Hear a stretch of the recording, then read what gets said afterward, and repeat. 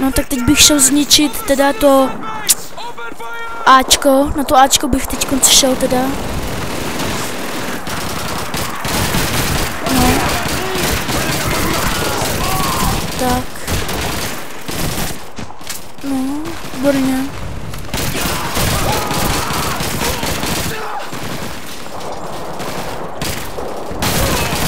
Tak. No. A teď zvykneme Cčko.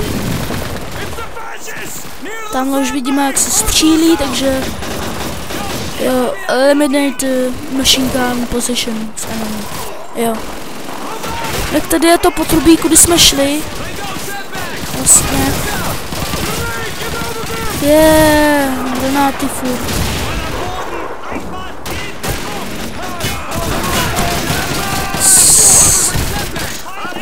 No. Sklidni se. Ty taky.